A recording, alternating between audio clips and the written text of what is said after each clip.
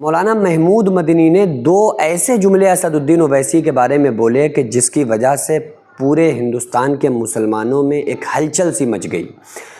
مولانا محمود مدنی جو ایک لیڈر رہے، پولیٹیکل لیڈر رہے، مسلمانوں نے ان کو اپنا نیتا مانا اور یہ کافی عرصے تقریباً 30 35 40 سال سے یہ پولیٹکس میں ہیں، اور ایک بڑی تعداد میں لوگ مسلمان مولانا محمود مدنی کو فالو کرتے ہوئے آ رہے ہیں، اپنا لیڈر انہوں نے مانا ہوا تھا پولیٹیکل۔ لیکن اسد الدین اویسی جو کہ ہر وقت چرچاؤں میں رہتے ہیں، جو مسلمانوں کی آن بان شان جان بن چکے ہیں، اور ہندوستان کے لاکھوں لوگ اسد الدین اویسی کو اپنا نیتا اور اپنا آئیڈیل مانتے ہیں، پولیٹیکل آئیڈیل مانتے ہیں۔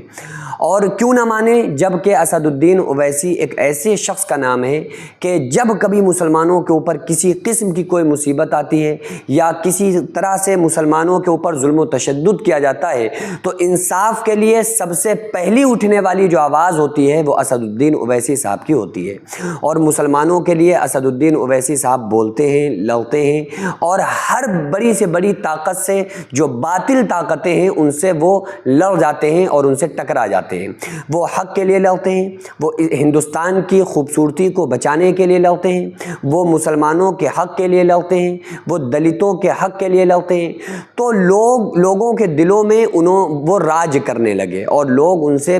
ایسی بے لوث محبت کرتے ہوئے نظر آنے لگے۔ اب مولانا محمود مدنی نے اسد الدین اویسی کے بارے میں کہا کہ ان کو ووٹ ہی کتنا ملا ہے، یہ ان کو شیٹ ہی انہوں نے کتنی نکالی جہاں جہاں سے یہ اترے اور جہاں جہاں پر انہوں نے اپنی شیٹیں اتاری۔ تو میں یہ کہنا چاہتا ہوں کہ بھلے اسد الدین اویسی صاحب کہیں سے نکلے ہوں یا نہ نکلے ہوں، کہیں پر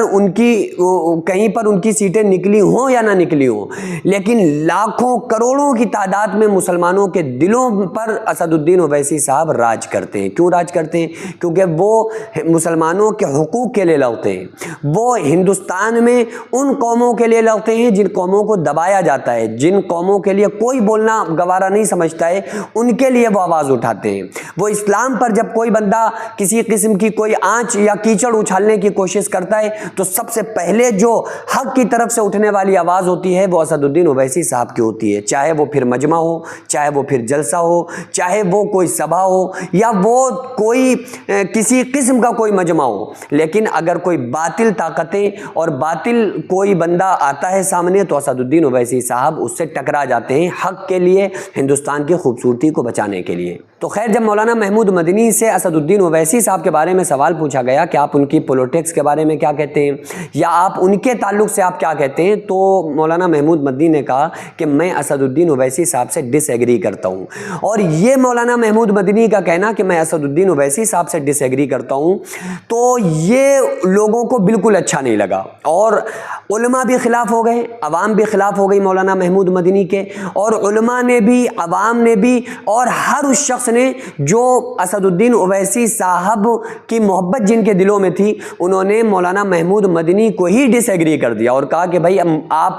میں پہلے آپ سے ایگری کرتا تھا لیکن مولانا محمود صاحب سے اب میں خود ڈس ایگری کرتا ہوں۔ اور یہ صرف پبلک نے نہیں کہا،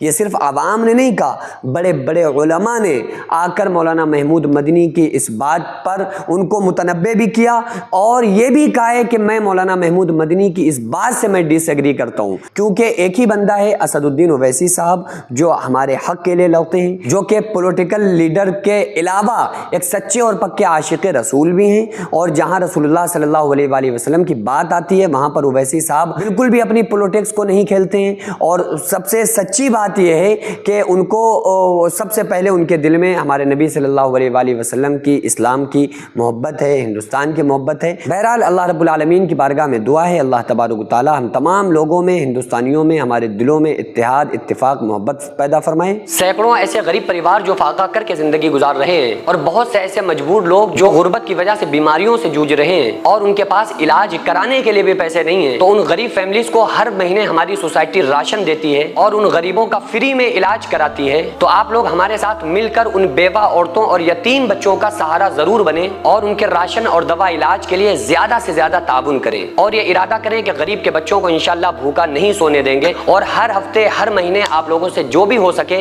आप ताउन जरूर करें। इनको 10-10 साल से जो लोग बिस्तर पर पड़े हुए हैं, इंशाल्लाह ताला हम सब मिलकर उन गरीबों का इलाज भी कराएंगे और हर महीने इंशाल्लाह ताला उन गरीबों को हम राशन पहुंचाएंगे। ये सोसाइटी का अकाउंट नंबर है और ये स्कैनर है। आप लोग इस अकाउंट पर या इस स्कैनर के जरिए आप गरीब फैमिलीज की हेल्प कर सकते हैं।